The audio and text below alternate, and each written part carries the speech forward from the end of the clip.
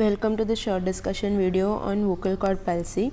Vagus nerve is divided into recurrent laryngeal nerve and superior laryngeal nerve. Superior is further divided into external and internal. All intrinsic muscles except cricothyroid is supplied by recurrent laryngeal nerve, whereas cricothyroid is supplied by external branch of superior laryngeal nerve. The sensory supply below the vocal cord is by recurrent laryngeal nerve, whereas the sensory supply above the vocal cord is by internal laryngeal nerve. Now let us look at the various palsies.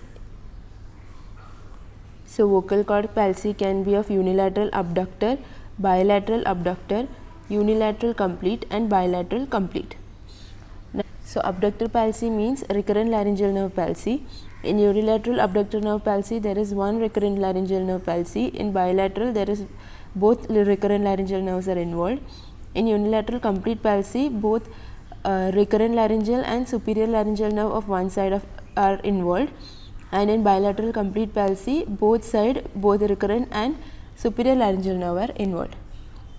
The cord position in unilateral and bilateral abductor palsy is paramedian, whereas in complete is cadaveric. There will be hoarseness of voice in both the unilateral condition. In bilateral abductor palsy the voice will not be involved. In bilateral complete palsy, the patient will have aphonia.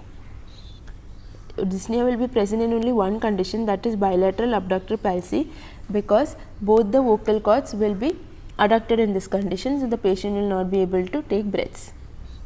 Whereas aspiration will be present in only one condition, that is bilateral complete palsy, because the vocal cords will be abducted in this condition.